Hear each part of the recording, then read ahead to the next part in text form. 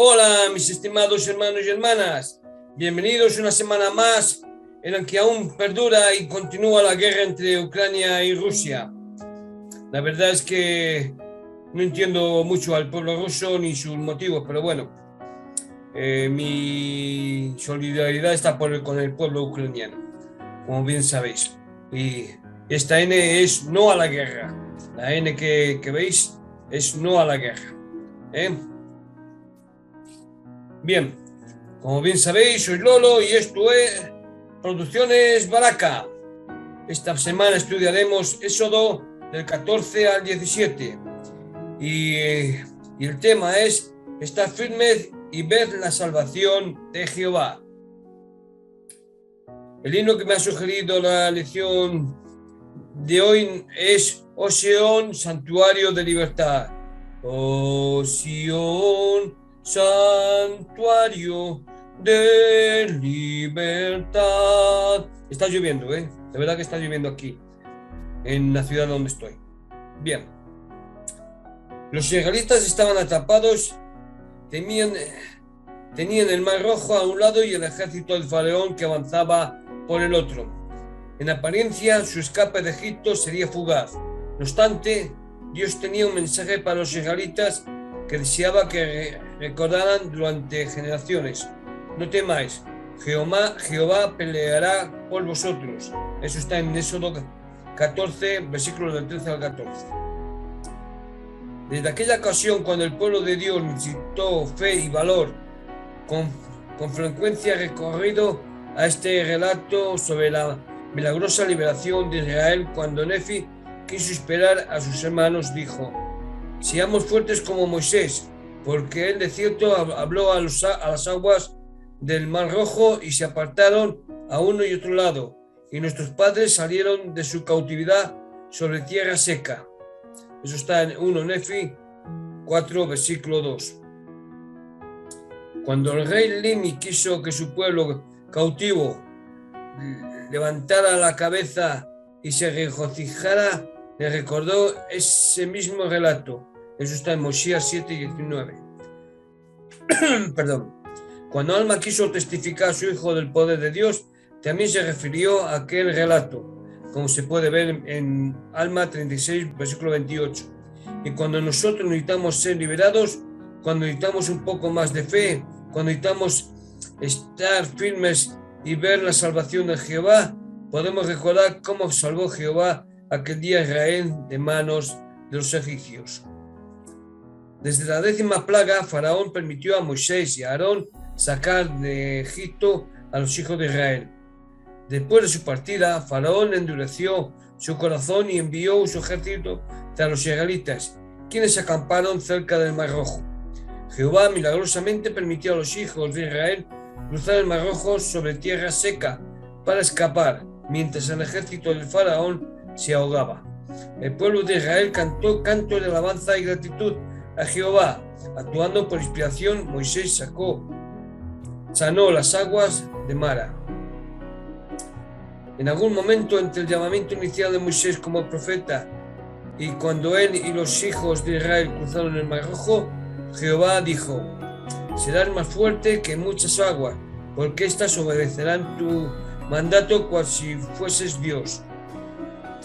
¿Cómo supo Moisés qué hacer cuando él y los hijos de Israel se encontraban atrapados entre el Mar Rojo y el ejército del faraón? Doctrinas y Convenios 8.2.3 nos enseña que el Señor revela verdad e inspiración a nuestra mente y corazón por medio del Espíritu Santo, y que fue por este espíritu de revelación que Moisés condujo a los hijos de Israel a través del Mar Rojo sobre tierra seca. Moisés fue un modelo de líder porque fue capaz de saber y actuar por la voluntad de Dios, a reconocer los susurros del Espíritu Santo. Pregunta necesaria: ¿por qué condujo Dios a Israel hacia el Mar Rojo? Algunos eruditos modernos han argumentado que Moisés no llevó a Israel directamente hacia el Mar Rojo y luego a través de él o a través del Golfo de Suez, rama del Mar Rojo, sino a través del Mar de Junco, siendo que la expresión hebrea Yam Suf significa Mar de Juncos. Estos eruditos creen que las zonas Cruzada era una región anegada que estaba cerca de los lagos amargos y sostienen que los carros de los egipcios se hundieron en el barro y que los soldados se ahogaron al subir la marea.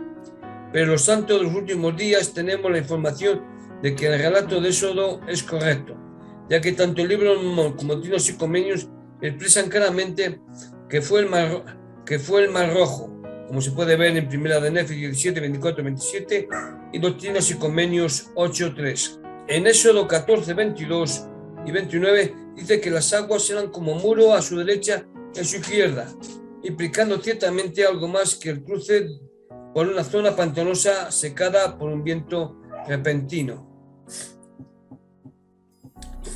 Tal vez el Señor haya tenido varias razones para llevar a Israel a través del Mar Rojo, siendo la primera desplegar la plenitud de su gran poder protector. Él fue el único guerrero en esta batalla contra uno de los ejércitos más formidables del mundo en aquella época. Por lo tanto, este hecho sirvió para que el pueblo depositara en él su confianza y le fuera obediente. Segundo, cuando la batalla hubo terminado, el ejército egipcio fue destruido. El tiempo necesario para reconstruir el poder de Egipto dejó a Israel libre de amenazas durante el tiempo suficiente para establecerse en la tierra prometida. Pablo enseñó que el pasaje a través del Mar Rojo y la señal de la nube o pilar de fuego eran símbolos claros del bautismo por agua y fuego. Primera de Corintios 10, versículos del 1 al 4. Es mucho lo que tenemos que estudiar esta semana, así que procuraré ser lo más breve que mis medios me puedan permitir. Y aquí hago un paréntesis para recordar lo de los donativos. Este canal no se puede sostener sin donativos y hasta ahora créanme que no he recibido ninguno. Venga, en la descripción está el enlace. Capítulo 15 de Éxodo. ¿Qué podemos decir o destacar de este capítulo? Este capítulo contiene el primero de más de 20 usos de vocablo murmurar en sus distintas formas, usos que aparecen en las diferentes jornadas de Israel por el desierto. Murmurar parece haber sido un rasgo dominante en la naturaleza de los israelitas y raíz de muchos de los problemas que enfrentaron. Esta palabra es usada con la misma frecuencia para describir la actitud de algunos rebeldes que se encontraban entre los que viajaron con ley a través del mismo desierto después de salir de Jerusalén. Murmurar se define como quejarse entre dientes o en voz baja. En lugar de una expresión abierta que denota interés o una crítica que se hace a fin de que se pueda resolver un problema, es una queja a regañadientes. Ese problema no lo fue solamente para los israelitas, ni para la Mar y Lemuel, sino que con demasiada frecuencia es común entre los santos de los últimos días. El del Mario Geroni dijo: deseo dirigir vuestra atención al principio de la lealtad a la verdad y a los hombres, a quienes Dios ha elegido para dirigir la causa de la verdad. Hablo de la verdad y de estos hombres al mismo tiempo, porque es completamente imposible aceptar lo primero y rechazar parcialmente lo segundo. Hablo sobre este asunto para advertiros y aconsejaros que os guardéis contra las críticas. Ellas vienen en parte de aquellos que tienen o han tenido posiciones prominentes y que ostensiblemente son miembros dignos de la Iglesia. Al expresar sus sentimientos frecuentemente dicen: nosotros somos miembros de la Iglesia y nuestros sentimientos deben ser tenidos en cuenta. Ellos suponen que uno puede estar en plena armonía con el espíritu del Evangelio, gozar de todos los privilegios de los miembros de la Iglesia y al mismo tiempo estar en desarmonía con los líderes de la misma y con el consejo y las instrucciones que ellos dan. Tal actitud es enteramente sin fundamento, porque la guía de esta Iglesia viene no solamente de la palabra escrita, sino también de la revelación continua que el Señor nos da solamente por medio de sus líderes escogidos. Por lo tanto, Quienes profesan aceptar el Evangelio y al mismo tiempo critican y rechazan seguir el consejo de los líderes están asumiendo una posición indefendible. Eso está en Conference Report, abril de 1942, páginas 17 y 18. El presidente David O. McKay mostró la relación directa que existe entre las críticas y las murmuraciones en la siguiente declaración. Encontramos en la Iglesia dos tipos de individuos, los que edifican y los que murmuran. Que cada uno de nosotros se pregunte, ¿en cuál de los dos grupos debo ser contado?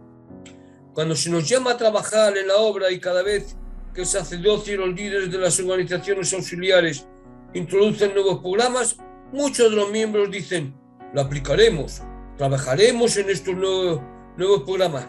Pero algunas veces se oye a un murmurador, a uno que se solaza en encontrar faltas. No podemos hacer eso. Juzgando mal los motivos, algunos pronto se encuentran con la mano y la muerte en lugar de estar con Nefi, quien siempre expresaba su deseo de seguir la voz de Dios. Primera de Nefi 17:17. Seamos pues leales al ejemplo dado por nuestros líderes. Esta advertencia a veces es expresada en estas palabras: no habléis contra las autoridades. ¿Qué quiere decir? Quiere decir no seáis murmuradores. Murmurar contra el sacerdocio y contra los líderes de las organizaciones auxiliares es una de las cosas más ponzoñosas que pueden entrar en el hogar de un santo de los últimos días. ¿Por qué hay hombres llamados a servir como líderes? ¿Es para su beneficio personal? ¡No! No hay un solo caso que se pueda señalar en el que alguien haya sido llamado para su beneficio personal. Cuando se hace un llamamiento, es para bendecir a alguna persona, a algún grupo o a la humanidad en general. Esa es la misión de todo miembro, desde el presidente de la Iglesia hasta el último que ha sido convertido. Todos ocupamos el puesto que se nos ha dado para edificar, bendecir, establecer la justicia, pureza y virtud entre los hombres. En el capítulo 16 se nos da a conocer el maná. El maná fue usado por Dios tanto para enseñar lecciones espirituales, así como para el sostén físico. Israel aprendió que al faltar otros alimentos que hizo tener hambre, Dios proporcionó el maná para que se supiera que no solo de pan vivirá el hombre, mas de todo lo que sale de la boca de Jehová vivirá el hombre. Deuteronomio 8:3. Dios proveyó a Israel de maná durante 6 días, pero el séptimo, para enseñar así el principio de la obediencia, cuando no obedecieron, los castigó. Éxodo 16:19. Jesucristo usó el maná, el pan del cielo, dado por Dios como semejanza de sí mismo, el verdadero pan de vida. E hizo una comparación entre el simbolismo y la realidad. Vuestros padres comieron el maná en el desierto y murieron. Juan 6:49. También dijo, yo soy el pan de vida, que descendió del cielo. Si alguno comiere de este pan, vivirá para siempre. Juan 6, versículos 13 y 51. La afirmación de Pablo en 1 Corintios 10, versículos 1 a 4, aclara lo que el Señor intentaba enseñar a Israel con relación a Cristo al proveerles de maná y agua. El elder Bruce R. McConkie comenta la declaración de Pablo y su comentario resultan muy informativos. Cristo es el pan que bajó del cielo, el pan de vida, el maná espiritual del cual los hombres deben participar para obtener la salvación. Juan 6, 31 a 58. Él es la bebida espiritual, el agua viva, el agua de vida, la cual sacia la sed de quien la bebe. Juan 4, versículos 6 al 15. El maná escondido, mencionado por Juan en Apocalipsis 2:17, fue explicado por el elder McConkie como el pan de vida, la buena palabra de Dios, la doctrina de aquel que es el pan de vida, todo lo cual está escondido para la mente carnal. Quienes participan de él nunca más tendrán hambre. La vida eterna es su herencia final.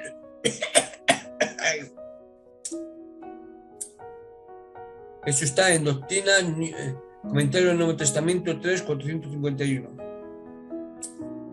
Jesucristo era el pan de vida, Juan 6:35, que bajó del cielo para dar vida a su pueblo. Juan 6, 31 al 35. El maná que proporcionó Jehová para nutrir y salvar a sus hijos de Israel fue una sombra simbólica de Jesucristo.